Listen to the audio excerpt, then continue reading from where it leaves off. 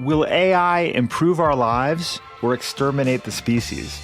What would it take to abolish poverty? Are you eating enough fermented foods? These are some of the questions we've tackled recently on The Next Big Idea.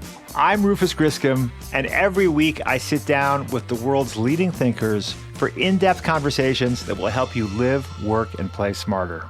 Follow The Next Big Idea wherever you get your podcasts. Break language barriers instantly by translating up to 44 languages in real time with the HP AI PC, powered by the Intel Core Ultra processor. With the right tools, work doesn't have to feel like work. Learn more at hp.com/AI PC. Hey, I'm Kwame Christian, and you are about to step into the world of Negotiate Anything, the #1 negotiation podcast in the world, where we teach you how to make difficult conversations easier while getting more of what you want in the process. Each episode is packed with practical tips and strategies from the experts. We delve into negotiation, conflict resolution, and leadership skills that are crucial in both business and in life. Whether you're closing a deal, managing a team, or navigating personal relationships, Negotiate Anything provides you with the tools you need to succeed. Our conversations are real, relatable, and most importantly, rooted in practicality. So if you're ready to transform your conversations and elevate your negotiation skills, join me on Negotiate Anything. Subscribe and listen on Apple Podcasts, Spotify, or wherever you love to listen. Let's make every conversation a winning negotiation. Aggie, thanks for joining us today. Thank you for having me, Kwame. It's my pleasure. So how would you get us started by telling us a little bit about yourself and what you do? Sure, no problem. So I'll start with myself outside of my profession. I am a British-born woman of Zimbabwean parentage, and I say that because that all connects to who I am today, and I guess probably a lot of my mindset as well. I am a mother of 2 beautiful girls, 17 and 13. They keep me very busy, as I'm sure you can imagine, at that age, and they also teach me a lot about the world and how they see the world so differently to how I see the world, and again, how I probably saw the world quite differently to my parents as well. And then professionally, I spent 2.5 decades in the people space, so leading people teams for organizations. Some you'll recognize over the pond, as we call it. So McDonald's restaurants, others you may not recognize, such as Tesco Stores Limited, which is almost like the Walmart of the UK, I will suggest, and then other retailers. And my last role was as a group people director for an international organization. And my roles have always been about people. How do we engage people? How do we get the best out of them? How do we attract them to our organization? How do we engage them, retain them, grow them? How do we get them to perform and thrive in our organization? And then also, how do we say goodbye? How do we say goodbye to them as well? And for me, always in the most respectful way, in a way that a person feels seen. And if I was going through that process, whatever that process happens to be, how would I want to walk out of that experience feeling? Most latterly, I've had the pleasure, the joy, the blessing of leading Mahogany Inclusion Partners, which is my baby. I founded the organization, which is a boutique consultancy, which supports organizations on their diversity and inclusion and their racial equity journeys as well. And Mahogany was born out of firstly, my experience growing up in the UK as a Black child, and then growing through my career as a Black woman and all the stuff that comes with that. Also, I'm an executive coach. So in the fact that I'm an executive coach, a lot of the people I coach are white men, because they're the executives of most organizations. And when it came to conversations about diversity, inclusion, difference, leadership, I found that a lot of the leaders were reticent to engage because they didn't want to say the wrong thing. They didn't want to be seen as sexist or homophobic or racist. And also some of the ways in which we have conversations about inclusion can lead certain groups to feel like it's not about them. Inclusion is not about them. It's about everybody who's not them. And also, as we know, any organizational change, you need your leaders behind it, right? You need your leaders bought in, comfortable, credible, and leading. So that's where Mahogany Inclusion Partners came from, really. One, my recognition of the reticence of leaders to engage, but knowing that we need them engaged and we need to have this conversation in a safe, challenging, but compassionately challenging way. My lived experience as well. And then also what I recognized as some of my beautiful HR colleagues, inability sounds like a really unkind word, but I really can't think of another one at the moment. So I'm going to go with that because I can't think of another one.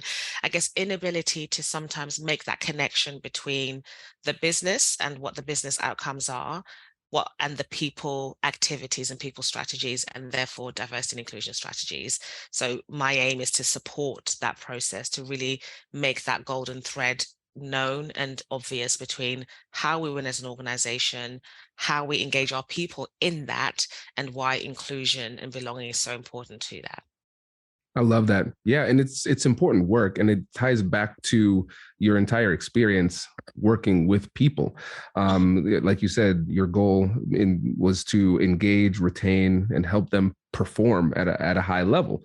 And we're recognizing that inclusion and belonging issues can have a negative impact on all of those potential goals that we have. And before we start, I think it would be good to just align on a definition. So when you think about inclusion and belonging, what do those terms mean to you? Sure.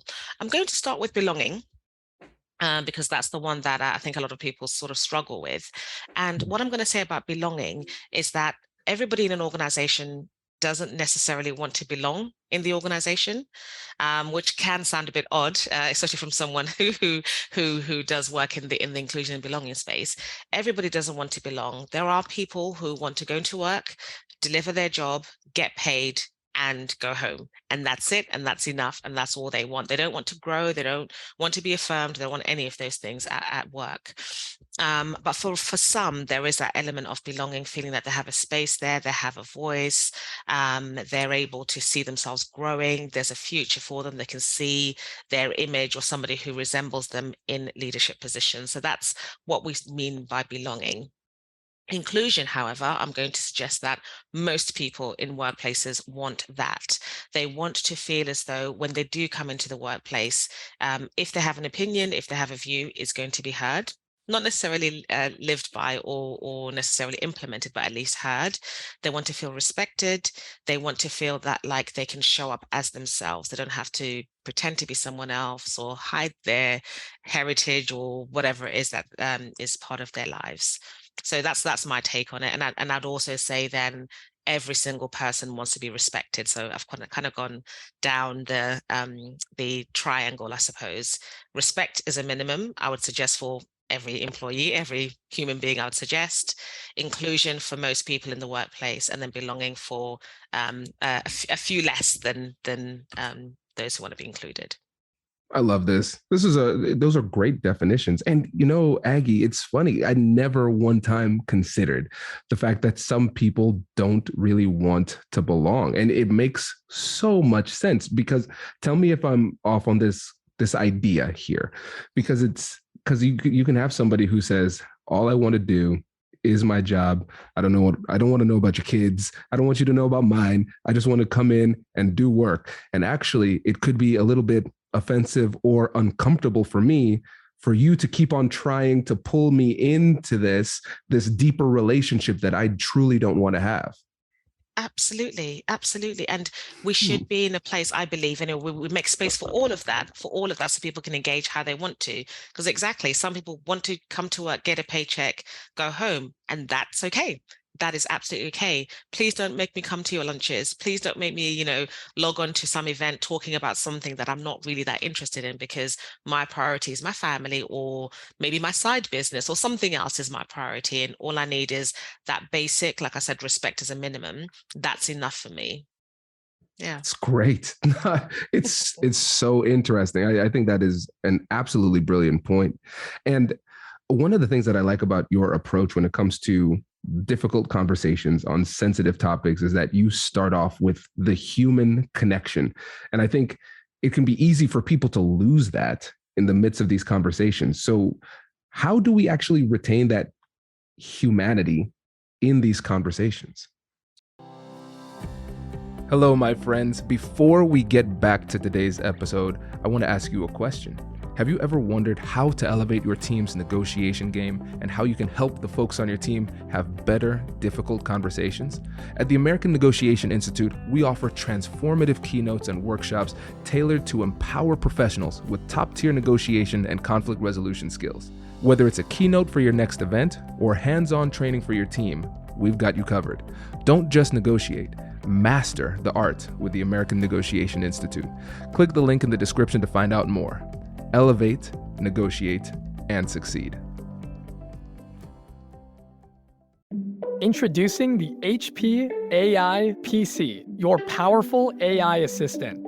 Easily search through personal files, gain valuable insights, and make smarter, more informed business decisions.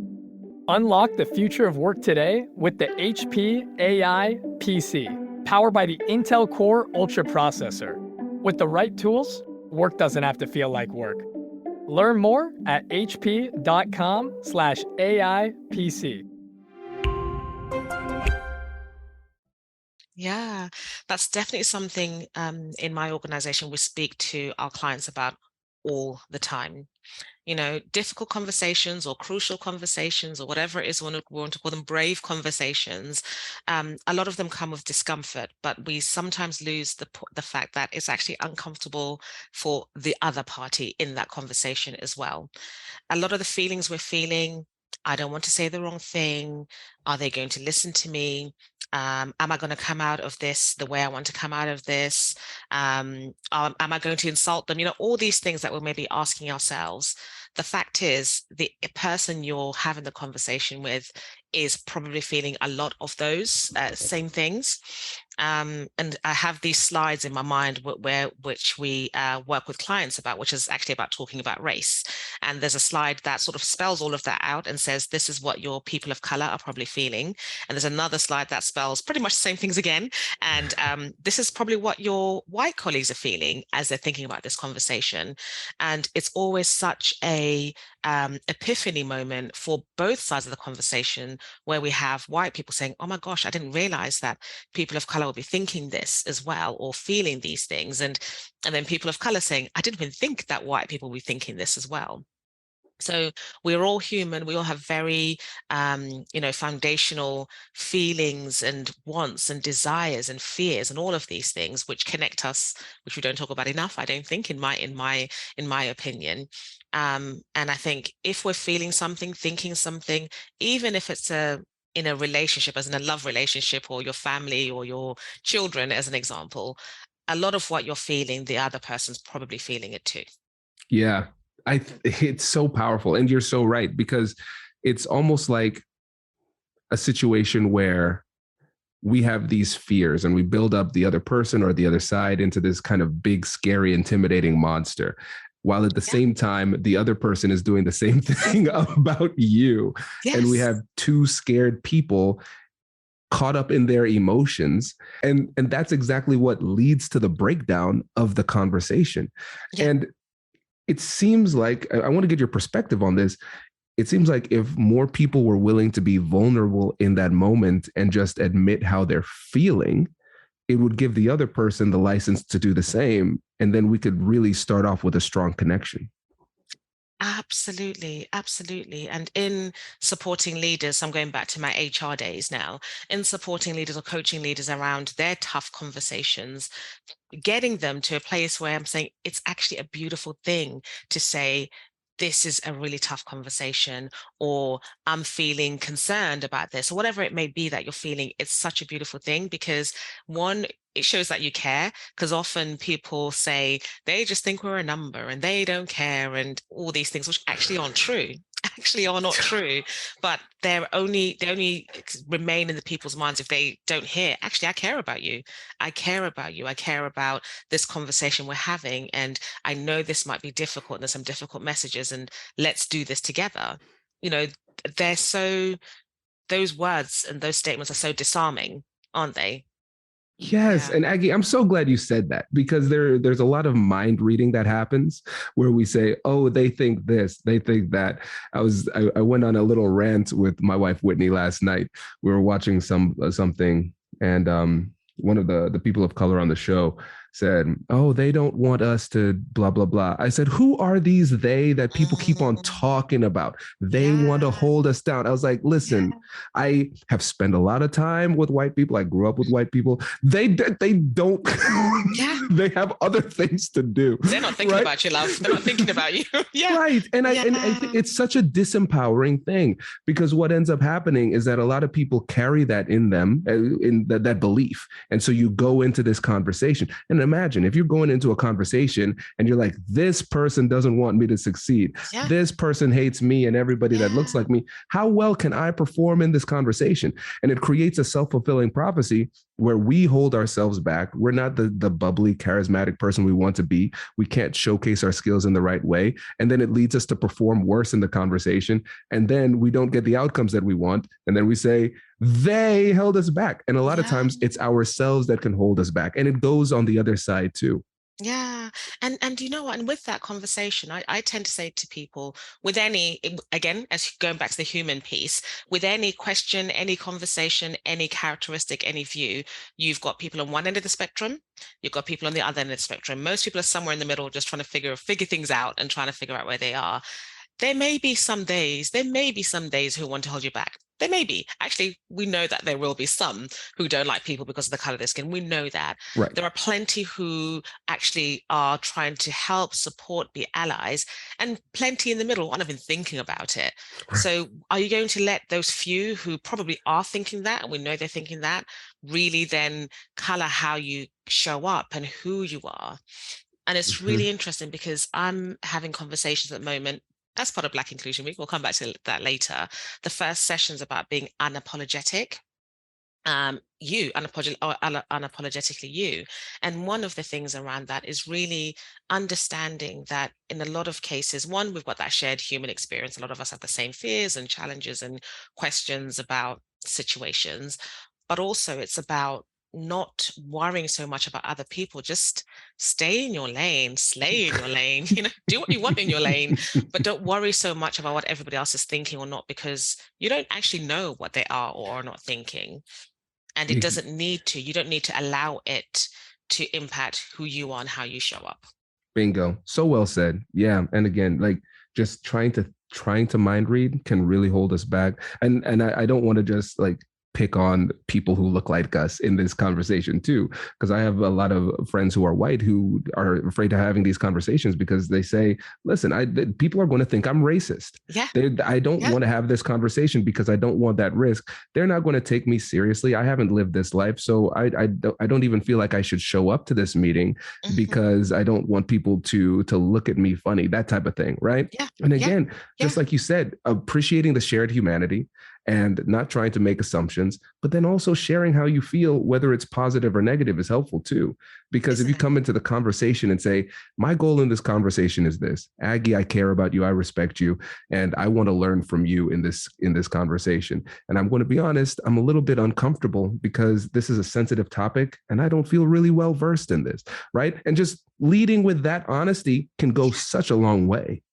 And then and I'm going to say, because sometimes people say, "Do you mean if?" I'm like, no, I mean when you make a mistake in that conversation, because it happens, we're humans, we're going to make mistakes. That person knows what your intention is. That person knows that you care about them. You've already said you feel uncomfortable. So there's already that open door in terms of, let's have this, let's do this together. It's a beautiful thing. Yeah, let's go deeper into this, because I think we have to give people the license to fail in these conversations, because it will happen. So how can we address that mindset? So I think in terms of us giving others the ability. Others and ourselves. Yeah, I think I'm going to start with ourselves. And it's a piece around forgiveness, I suppose, which sounds a bit deep, doesn't it? I'm not sure it's supposed to sound that deep, but that's the word that came to me, forgiveness. And it links to love and my love for the word love. So in loving ourselves and loving others, because we are connected as humans, we are all connected, there is a piece around forgiving ourselves. We know that we make mistakes, right? Whether it's some of the things that we think, some of the things that happen in my head, I'm so glad no one can hear them because they're not always great, but I'm sure that's the same for everyone. In some of the ways that we think, in some of the things that we say, in some of the ways that we act, we all make mistakes. We all have things that we think, maybe I shouldn't have done that, or gosh, now that I know a bit more about what that person was thinking or going through, or now I understand the context more, maybe my reaction was a bit much. But I think there's definitely some beauty in us forgiving ourselves and taking the learnings and applying them going forward. I think we need to afford that same grace to others as well. People are going to make mistakes. One, because they don't know yet, and I'll put a yet on there. They don't know yet, but also because we're all different. We're all different, and even in ourselves, depending on the day, we might be in a different place. There are some days where I'm like, oh, bring on the jokes, let's have a laugh, let's do whatever. And feel free to pick on me. I'm in a really good mood. That's great. There are days where I'm like, don't even think about it because I'm not in that place. You are going to get it if you try today. And I think that's the same for most people, isn't it? So if we know that people are different and we know that even we can be different depending how we're feeling on that day, people are going to make mistakes, right? So I think it's just remembering that. I love that. It's so empowering because the goal of perfect, the myth of perfect can really hold us back. We might say, I don't want to have this conversation unless I know I'm not going to make a mistake. That's just fear holding you back because you're going to make a mistake. There's no such thing as a perfect conversation, right? Yeah. And so we're going to make a mistake. And so we say, well, guess I can't talk about anything ever because exactly. Like never, mistakes. Ever, even like good morning, somebody could say, well, that's not good for me. What's so good about it? There you go.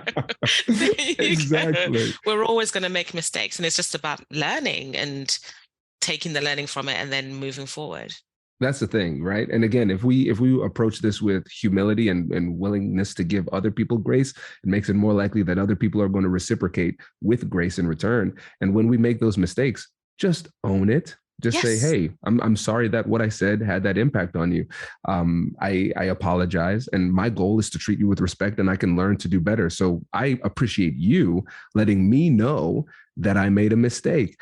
And it goes so far because it's tough for people to actually to say, hey, that hurt my feelings. Hey, that you, right? And a lot of times people just float through their day, just carrying on a lot of offenses and not doing anything. But if somebody lets you know a way that you failed or the way that you might have, your words might have been taken in a way that was more offensive, something like that, they're giving you an opportunity to be a better friend and be a better colleague. Because if you never knew those points of failures, then you would never know to adjust.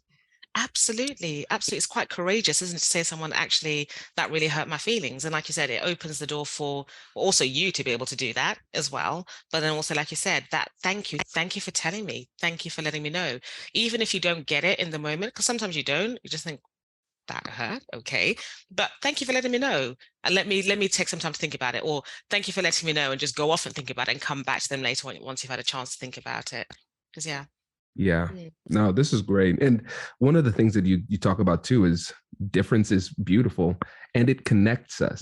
And I think that's such an interesting perspective on difference, because a lot of times we say you're different from me for whatever reason. And that means it leads to a separation, a rift between people, but you're seeing it in the opposite way. So can you go a little bit deeper into that?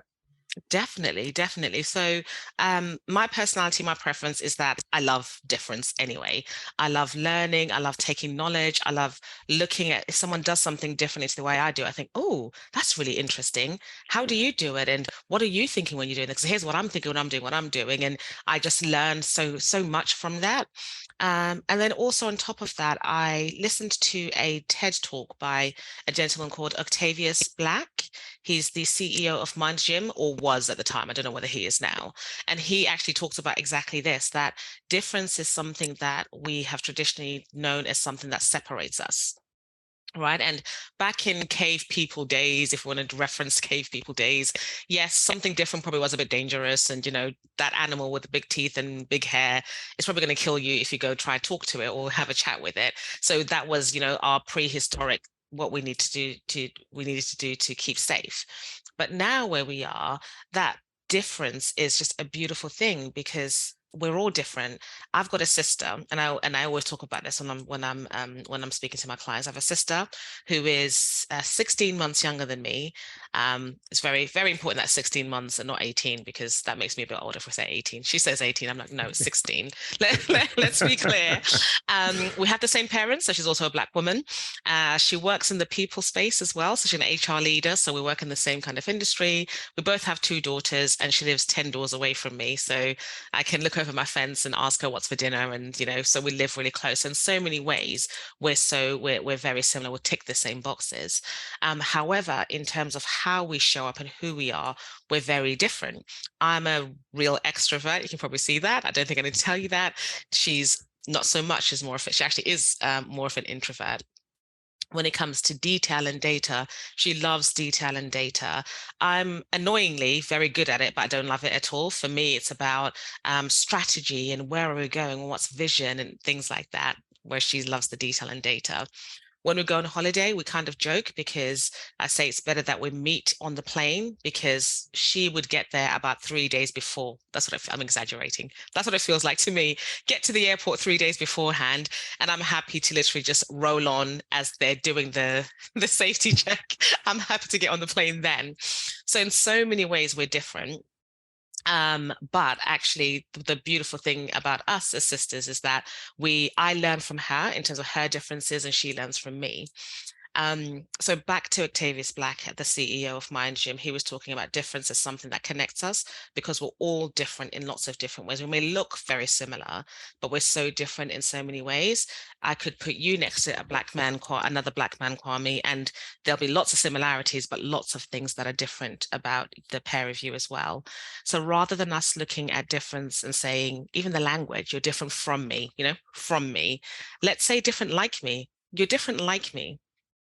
Just feels so different. It feels so beautiful as well. So I took that. I was like, yeah, love that. Absolutely love that. And it just connects us. Wow. Okay. It's one of the, it's funny. Sometimes somebody says something and you understand it. Like, you speak English, I speak English. I understood the words that you said. And you can see my face. You could see, okay, Kwame understood it. But then there was a different layer of understanding that happened. Yeah. So that's saying different from me versus different like me is so profound. Let me try to unpack it. Let me see if I'm understanding it correctly. Sure. Because different from me actually creates some distance, because that word actually indicates some like physical distance, right?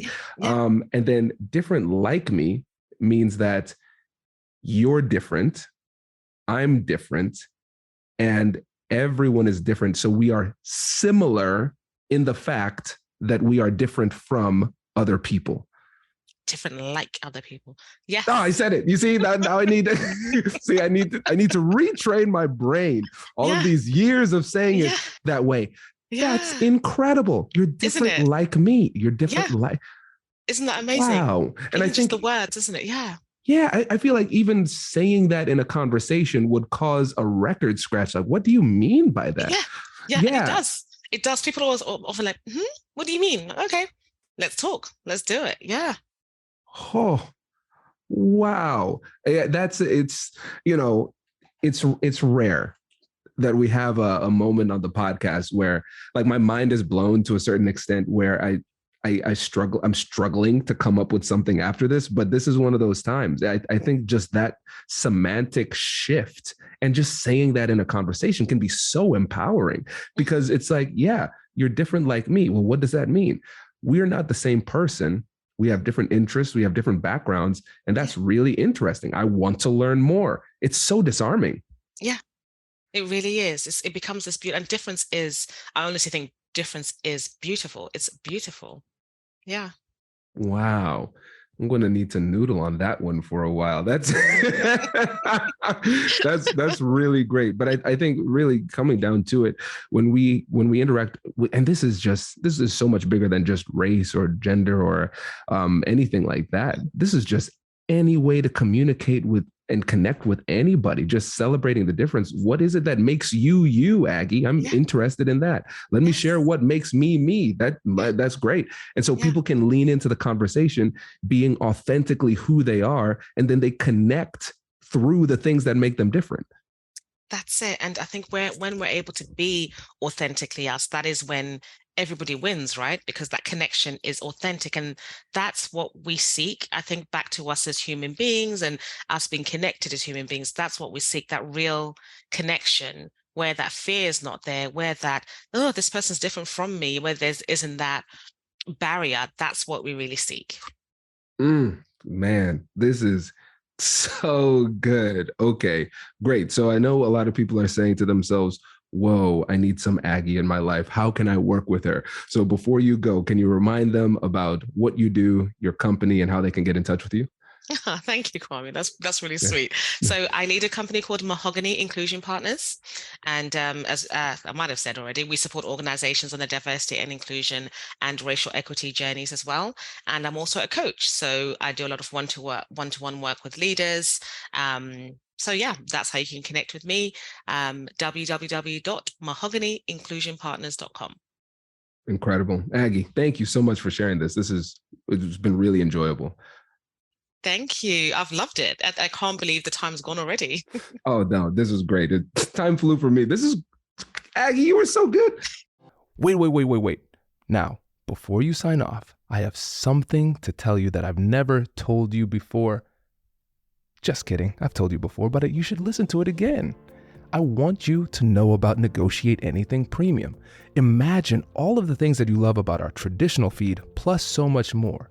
I know you like our traditional feed because you're at the end of the episode. And with Negotiate Anything Premium, you'll get more bonus content you've been asking for, more of the expert insights that you can't get anywhere else, and more exclusive behind-the-scenes access into every conversation. Are you ready to get more of what you want out of your life, career, and every conversation? With Negotiate Anything Premium, you'll have access to more high-level, custom-designed content and insights, giving you the tools you need to negotiate higher salaries, better deals, and better relationships in your life and career. Once I had a listener share that Negotiate Anything helped her to negotiate a $53,000 raise. Could this be you? What would that mean for your life? I've seen firsthand the impact this model has had on my life and the lives of my corporate clients, and I am confident that it can do the same for you. Are you ready to negotiate more of the best things in life? Click the link in the show notes to learn more.